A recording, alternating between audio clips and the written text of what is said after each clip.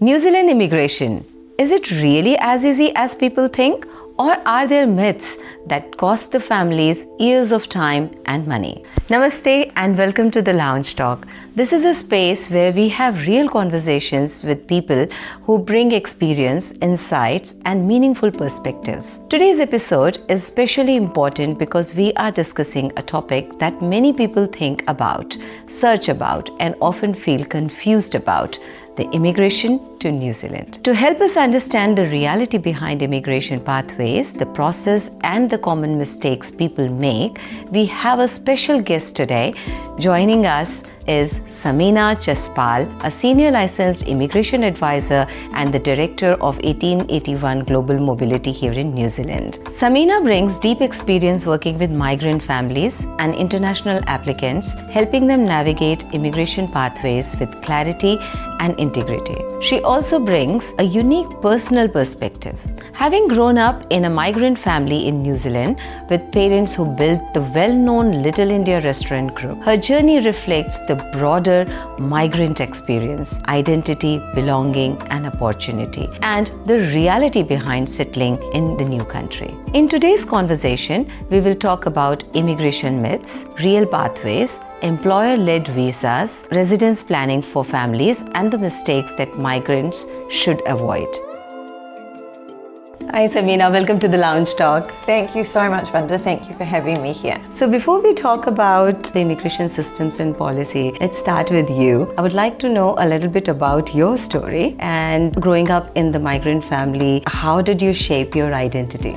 Yeah, definitely. My father's Punjabi and my mother's British, so they came to New Zealand as a young couple with 2 kids, and it's definitely shaped my identity. I think the immigration system has always been around me. My father came at that time, which is something similar to our skilled migrant category at the moment, similar to what the green list is. He was an accountant by trade, so we had residency before coming, but of course it was a new country and we grew up as migrant kids. At that time it was in the early 80s, and the Indian community in Dunedin was very small, almost non-existent. So obviously we had a lot of the Punjabi culture. My grandparents used to come and visit us every year. Oh, nice. We would go back to India every year, but I mean, I grew up in a migrant circle. My mother was British, so she was sort of considered an expat, whether my father was a migrant. So it was very interesting for me to see both sides of that, and yeah, it definitely shaped my perception of people coming into New Zealand and making this home. So, you know, my sister was the first generation Kiwi, but we were all born abroad. Okay, in Dunedin. Yeah, in Dunedin for sort of the first 12 years of my life, and then moved to Christchurch. So South Island is home. Since you grew up in a migrant family, do you think that your perspective toward immigration has changed? My parents they started a restaurant in New Zealand, so an Indian restaurant, and with that, of course, the skills that they needed in the kitchen were very specific, you know, curry chefs, tandoor chefs, and we had a lot of people coming through, so I saw this very early on. We would have staff come and stay with us. They ended up becoming like family. I would say majority of them moved on and got residence in New Zealand. Now they own some of the restaurants. So yeah. I've seen it firsthand how coming to New Zealand as a migrant, maybe on a visa, moving to residency, bringing your children, your families over and creating a life here. It's, you know, I saw it from a very early age. So, you know, after I'd finished my studies and I actually had moved to India with my husband. Did you meet Aman here? Or? No, I met him in Chandigarh. Okay. So my Dadaji and Daddi, they lived in Chandigarh, they were retired there, and we met, and as of course, you know, a Kiwi, British, Indian, I never really thought I would go and be based in India for a majority of the time, but yeah, I absolutely love it. So growing up here and now you are 6 months staying there, how does that work? It's difficult, but we're very lucky that we get the best of both worlds. Like, work is in New Zealand, but then we do a lot of work in the Middle East, in India and different Asian countries as well. So that is sort of our back door. So being based in India, and also surprisingly, I think the education for our kids we're really happy with. So most of that's done in India, and then we get to come to New Zealand, you know, for work and see family, and vice versa. And how come both of you are in the immigration? This was, so once I moved to Chandigarh, and after our first daughter was around a year and a half, I've always worked. I wanted to get back into the workforce after that, and it was deciding what direction to go in. So Amin and I, we run a couple of other projects in India too, which he's very involved in. So we have 2 museums. There's a tree museum in Chandigarh and a peace museum at the Atari border. But it was Amin that sort of pushed me into, this might be a good way of looking at things, and further study in the immigration space. We could see how it could work. So we both got our license. He got his in 2018. I was licensed by 2019, and it grew from there. So we started our own business. During COVID, we were in New Zealand for quite a lot of the time. We worked with some really great immigration companies based here. And then the decision after COVID was to restart our own company, 1881 Global, and have a base between New Zealand and India. That's a wonderful story. So working between New Zealand and India, what's the biggest gap that people expect from New Zealand immigration, and what's the reality? Yeah, I think that's a very important question, and I think it's not just New Zealand, but anywhere in the world where people are looking at moving. I think one of the concepts is that New Zealand immigration is easy. You sometimes hear it compared to another country.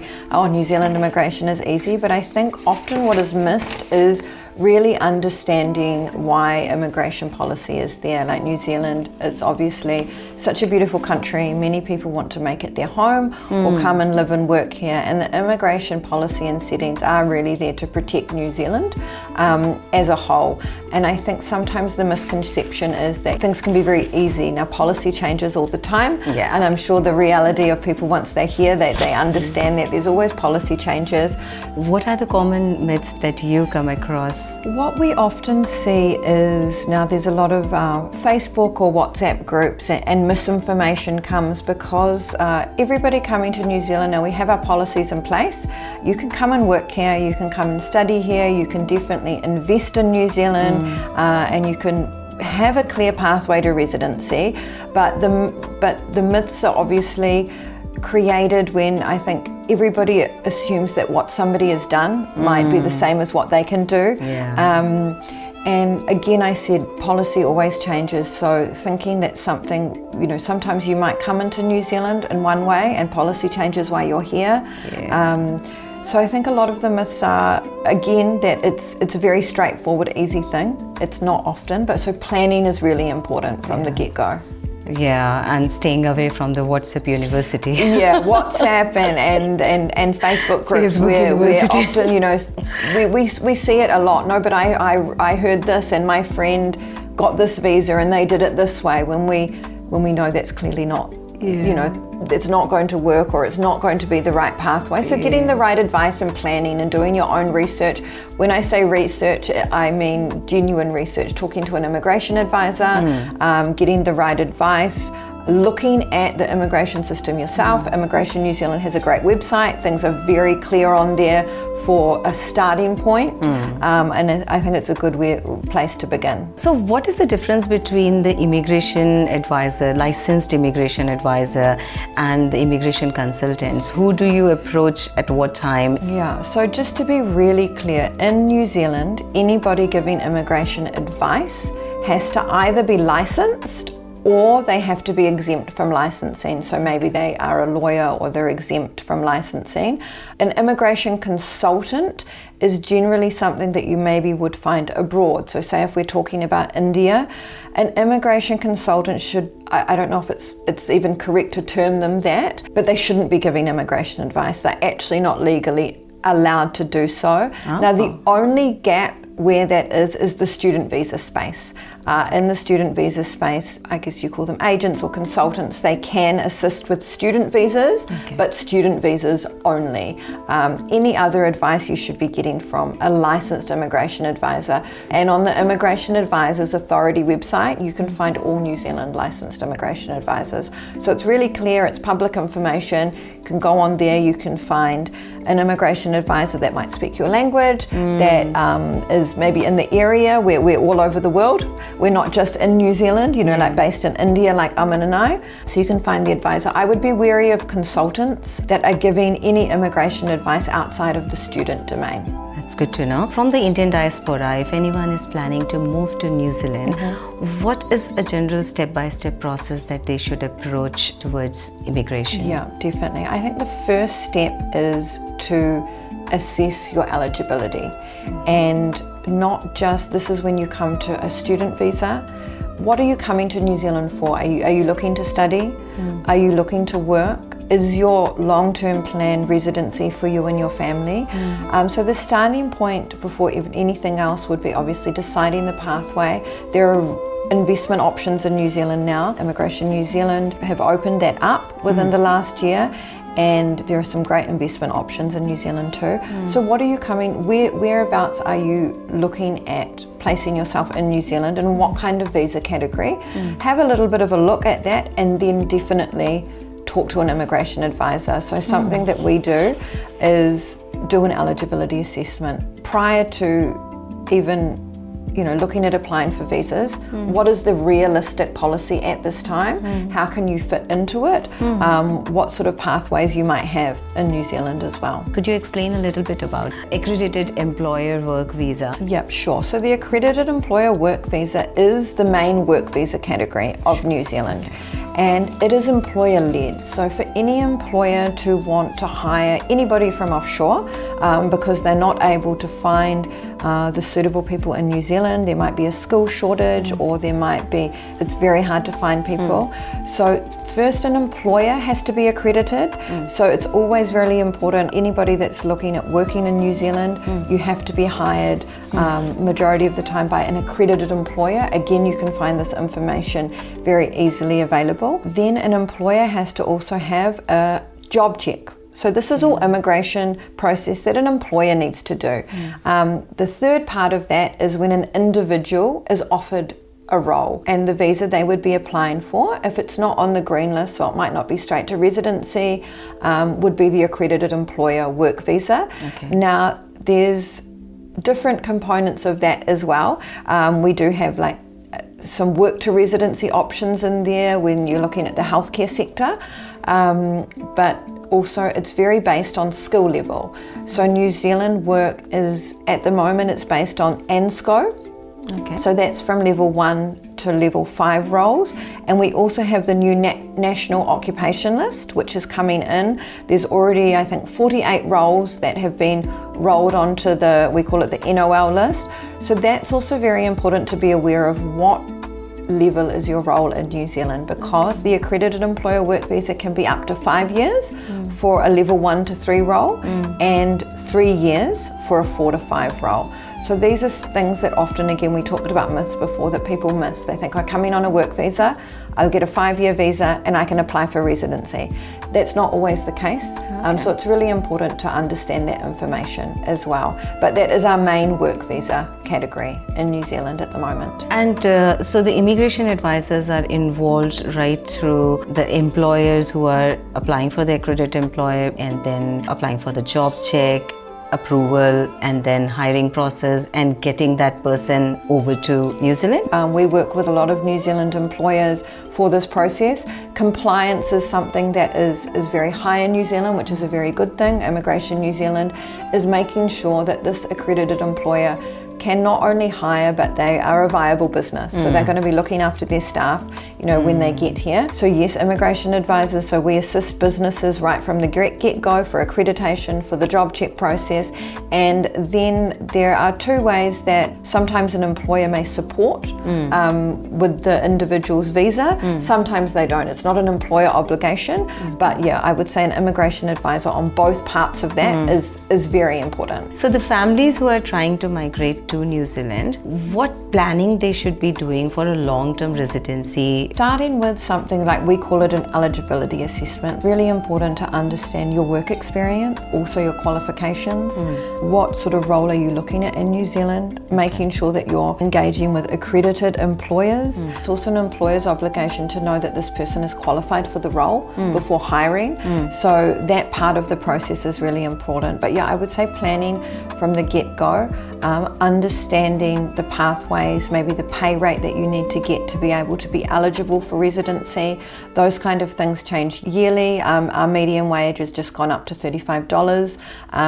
That usually is increased every year. So there are a lot of components of it to understand the pathways to residency that might be available to them as well. Right.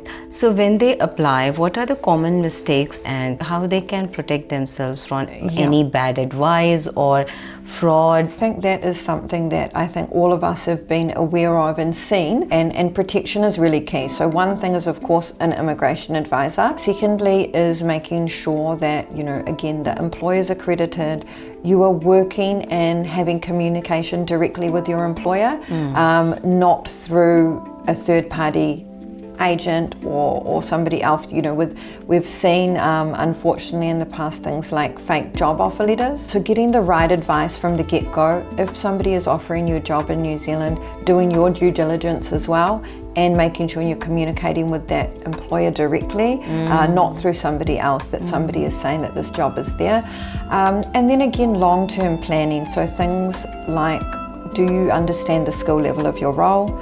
Do you understand how much you are getting paid? Can you actually bring your family to support them at that time or not? So you're really clear about your life in New Zealand before you get there. We do see that sometimes people will come to New Zealand and it's different than what they imagined, or the work is not what they imagined.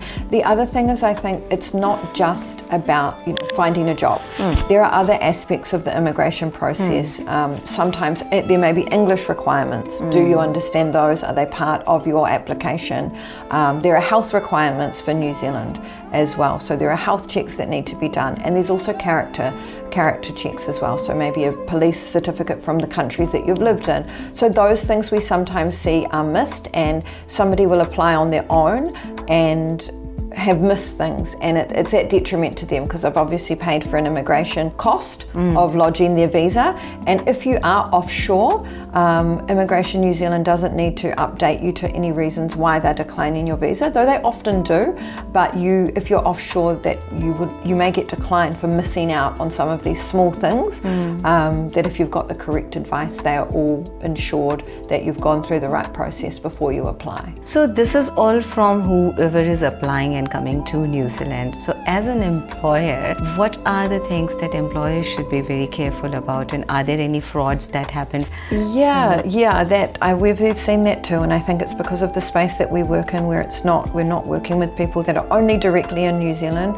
So I think the similar thing, if you are recruiting from offshore, again, it is the employer's responsibility to do their due diligence to make sure that person is qualified with either the right work experience and qualification or both. And again, having that direct communication with anybody that you're looking at employing from offshore as well. And what we find is most of the time employers would want to work with an immigration advisor to make sure that, you know, maybe an eligibility assessment is done prior to any even job being offered, so they can have a look at that from an immigration perspective and say, okay, yes, you meet my work requirements, but that's great, you also meet visa requirements. Your health check is fine, your character checks are going to be fine, you're declaring all of this information up front. So yeah, just the same as migrants can protect themselves with the right advice, so can employers. So if anyone wants to contact you, so because you guys are here 6 months and 6 months in India, so how does that work? Can they just go and approach you guys directly on the website? Yeah, absolutely. So I'm happy to share our email addresses and numbers as well. People can contact us directly. So we've got a good team. Some of our team are in India, so that we're a team of, Amin and I are both senior licensed immigration advisors. We do work with another licensed immigration advisor in New Zealand as well. We've got some great administration help in India and also in the Philippines. So we are contactable at most times of the day.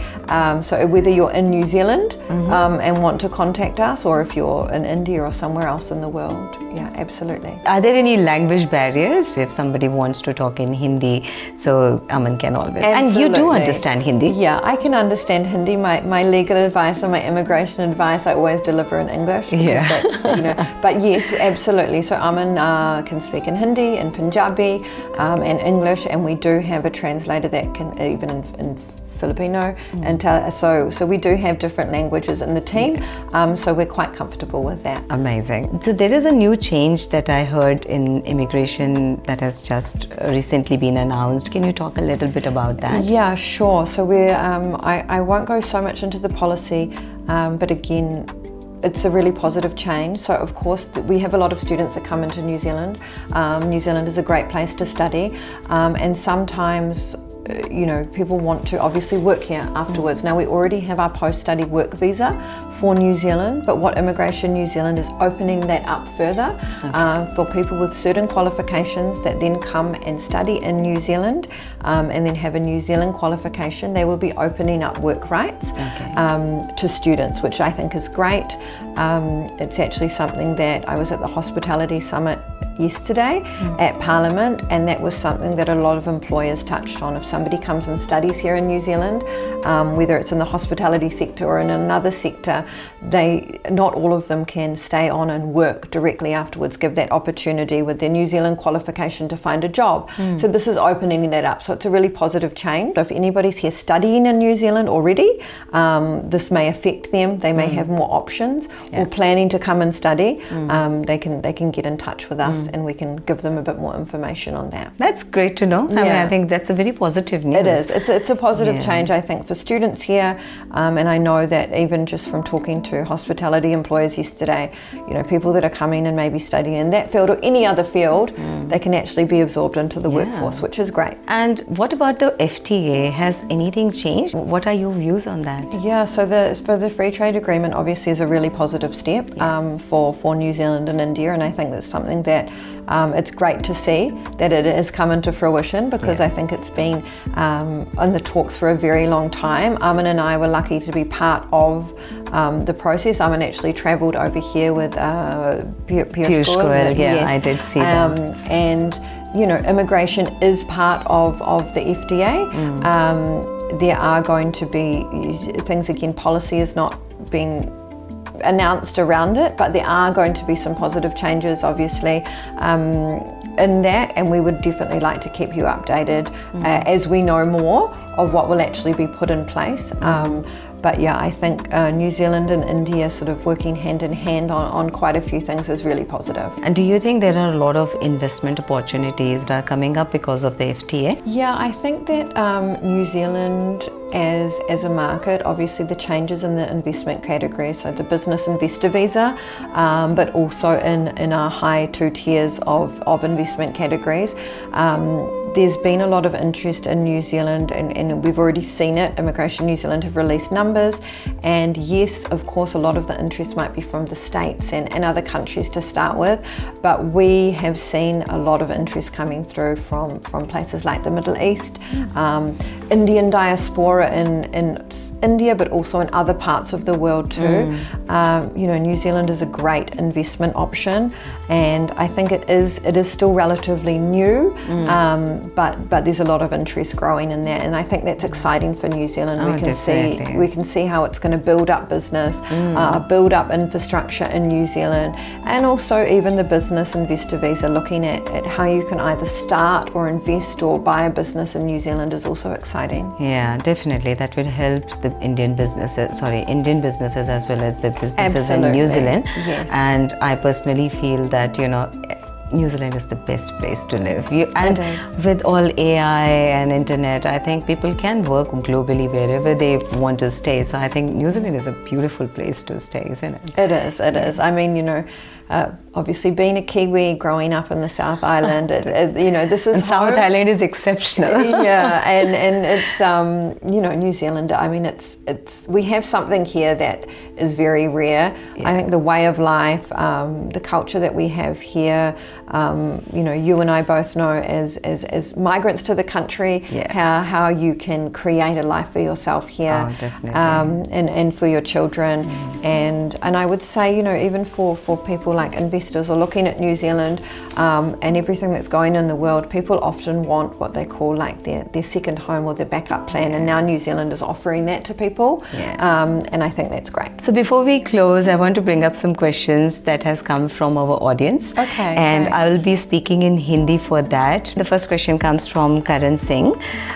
So he has asked, अगर कोई New Zealand में truck driver या courier driver के रूप में work visa पर आता है तो क्या वो अपने स्पाउस और बच्चों को इंडिया से स्पॉन्सर कर सकता है, और अगर हाँ तो उनकी फैमिली मेम्बर्स किस टाइप का वीज़ा अप्लाई करें. So some people have come to New Zealand as a truck driver और a courier driver, so if they want to bring their spouse और their children, what type of visa they should be applying for. So I touched on before the ANSCO levels, or the different level of roles. So generally drivers would be a level 4 role. So what that means is that you can bring your children and your partner into New Zealand. Now, depending on the pay rate that you're offered, I'm giving in general terms here, you would probably be able to bring them on visitor visas, so a partner visitor visa and a dependent visitor visa. So what that means, if your partner is coming to New Zealand and wants to work, they would maybe have to find work in their own right under an own visa, because a visitor visa partnership doesn't give you entitlement to work in New Zealand. The same for the child. So the duration of the visa would be the same as the work visa holder, but they may not be able to study in New Zealand. Now, that is general for level 4 and level 5 roles in New Zealand when you hold a work visa, and your work visa would also then generally be a 3 years visa. Okay. Now, there are some exceptions to that. If your pay rate is higher, or and there again this changes, it's based on the median wage, but it's usually 1.5 times that. If you're on a 4 to 5 level role, then yes, you may be able to bring your partner and your children to study and work. So again, it is very individually based. So anybody, Karan Singh, if he wants to get in contact with his particular visa type and his pay rate, we could look at assessing that for him. What are the actual visas that should be applied for the family? So thank you for that, Sameena. The next question that I have is from Jassi. Again, मैं हिंदी में बोलूँगी वो question. पहले काफ़ी visas 3 साल के लिए मिलते थे और उसके बाद 2 साल का एक्सटेंशन मिलता था, लेकिन जून 2023 से अप्रैल 2024 के बीच में जो वीज़ास इशू हुए हैं उनके एक्सटेंशन अब अप्लाई नहीं हो रहे हैं. तो क्या आप बता सकते हैं कि रूल्स चेंज क्या हुए हैं और किन लोगों को ये अफेक्ट कर रहा है? So Samina, what she is asking is that there are many work visas that has been granted for 3 years with a 2 years of extension, but when the rules got changed at that time between June 2023 to April 2024 are not qualified for any further extension. So the question is that could you advise what is the change in the rule, who is going to be affected, and what can they do about it? Yeah, this is something that we have seen confusion around. So one thing I wanted to be clear is that New Zealand's immigration policy or requirements can change at any time, and we have seen that in the last few years. Now, usually what Immigration New Zealand does is there will be a window. Now, if there are changes that are coming, they're not obviously immediate. There's usually a window for people to understand where they sit in that and then look at applying. But I think what Jesse's touching on is what we're calling, it's called the maximum continuous stay in New Zealand. So an Accredited Employer Work Visa, as I said before, level 1 to 3 roles, your maximum continuous stay is 5 years. For level 4 to 5 roles, maximum continuous stay is 3 years. Now, earlier it was less, it was 2 years. So there is some confusion around this. Again, what I would suggest to Jesse is to be in touch. There is a cut-off time frame, but again, it depends on the type of visa that you hold. When you applied for your first visa, if your employer has a token readily available, some people are able to reuse a token, some are not, and I think she may be touching on that because if a token is not available to be reused because it was out of the time frame, then your employer, you could maybe still extend your visa, and we say extension, but it is a fresh application, but your employer would need to have a job check token for that. So they would need to be willing to go through that process. It's not automatic that you can just reuse a token. So I would suggest that Jessie gets in touch as well, and we would look at when did she apply for the visa, is it a level 1 to 3 role, what pay rate that they would be on, is it within the time frame where a token can be reused, or would her employer need to look at getting a new job check so she could extend to the maximum continuous stay if she's eligible for that? So there are different factors in that. Often these general questions need to be looked at more in depth for an individual, because someone to be maybe eligible for, someone else is not. So we do have a look at that for you. We can look at that and see where Jessie is placed, and how she can move forward if it's appropriate or not. Does the job check would be like a complete fresh application? Correct. So if it's not within the time frame where a job token could be reused, an employer would need to have a job check token available. And so the job check would be a fresh application. Yes, they would have to make sure that are there no New Zealanders to fill that role, because if there are, then it's also a different scenario. And then also, even if you're reusing a token, or if you're using a new token, if that's available to you, it is a fresh application for the individual as well. So everything that may have been requested before is still requested. So in case your character checks, so maybe your police checks may have expired within that time, you would need new ones. You would also may need new medical checks. Your work experience, your qualifications, again, there have been changes in policy there. You would need to make sure that you meet the new requirements. If there are, you would need to make sure you're meeting the employer requirements. And then you would be able, the balance time of your visa would be up to maximum continuous stay.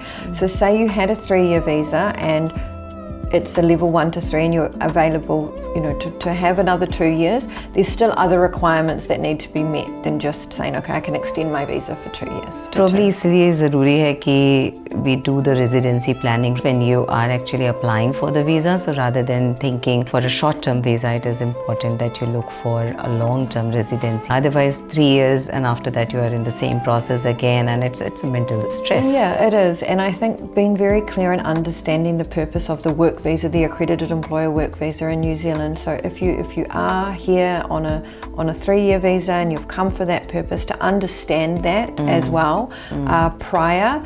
And again, if you do not have a pathway to residency, and not everybody does, it doesn't mean you can't come back to New Zealand and work, but there is a 12-month stand down period, and I think that's also something that sometimes people miss. I will share the contact details of Sameena and Aman in the description, so you can have a look and get in touch. अगर questions बहुत ज़्यादा हैं, तो we can get Aman and Sameena again on our show. And Aman is coming as well. Yes, So we'll be back in New Zealand in June, and we'd love to come and meet you again and answer questions. Yeah, so let's do that. So maybe in June or July, Aman can, be with us as well, so you can have a lot of Hindi talk. Sameena, do you want to say something to our audience? Yeah, I'd just like, thank you first to Vandana for having me here. And again, with immigration, do make sure that you are getting the right advice. Immigration advisors are there to assist. You can find immigration advisors on the IAA website. We'll also have our details here, so you can get in touch with us directly. But I would say shortcuts often lead to mistakes or something in the future. So getting the right advice, planning properly. If you're looking at coming to New Zealand, do a little bit of research on your own beforehand. If you already live here and you're on a visa and you're not sure about your next steps, again, talking to the right people to get the right advice, being really clear on what you can and you can't do is the great way forward. So I think Vandana is giving that exposure on this podcast. So thank you so much. It was great to be here. And thank you so much for making time for this interview. I know you have come here only for 4 days, but taking time out for us means a lot. No, absolutely. It's been a pleasure. I really appreciate it to you for putting this out there as well, so people can understand where they can find it. This actually came up from the audience. Immigration is a life-changing decision, and the conversations like this help people make informed choices. To everyone watching, if you found this episode helpful, please subscribe to the channel and share it with someone who might benefit from it. And if you have specific immigration question, please leave them in the comments. We will try to answer as many as possible, and if there are many questions, we may bring Sameena and Aman back for a follow-up episode on the Lounge Talk. Thank you for watching. This is your host Vandana, and we will see you in the next conversation. Thank you.